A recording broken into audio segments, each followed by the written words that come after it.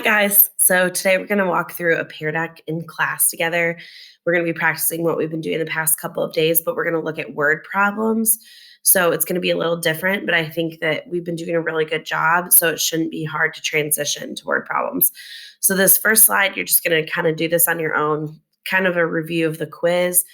We just kind of want to review one that was on the quiz because people still are having trouble with solving for B. So go ahead and try this on your own. How you get to this, actually, if you didn't see this slide when you opened it, you're going to go to joinpd.com, and the code is MYCFPK right here. So this is what our kids will see in class, and this is student paced, so you can go through all the slides at your own pace. So we're going to look at the first one together, and I kind of want to go over this one with you. So we'd like for you to read it, always read it first, and then we'd like for you to read it again and really interact with it, write on it. If you have it online, it might be difficult to do this, but if you're in class and you're writing, we'd really like for you to annotate the way that I'm going to do it. So Casey has a small business making dessert baskets. She estimates that her fixed weekly costs for rent and electricity are $200. The ingredients for one dessert basket cost $250. Okay, so right away I know I'm going to use both of these numbers in some capacity. Write a linear equation that can be used to determine the weekly expenses E for any number of baskets B. So just remember our equation that we're using is Y equals MX plus B. Well, this says E and B. So I'm going to use, for my Y and my X, I have different variables. So we want to think about what's independent and what's dependent.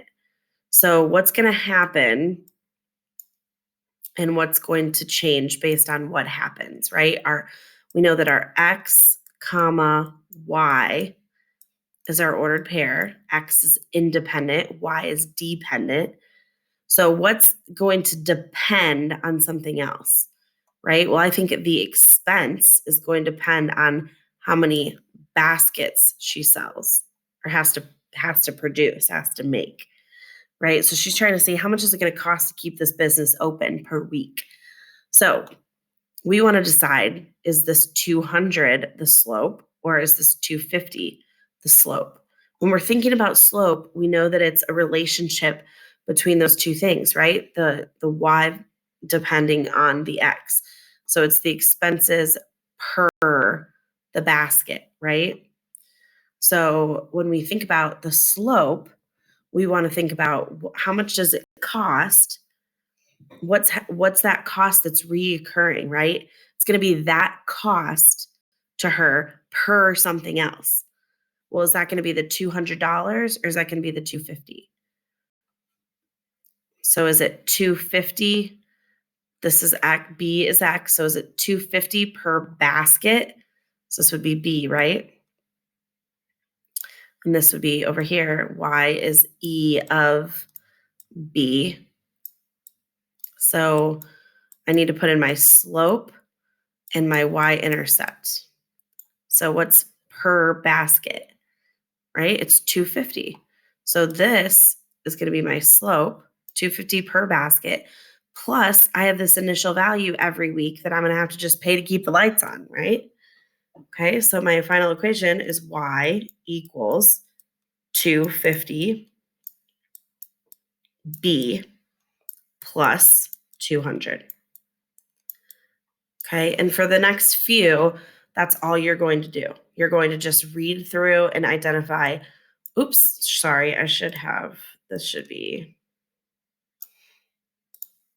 E of B, right? Because if I said, what's E of 120, what does that mean?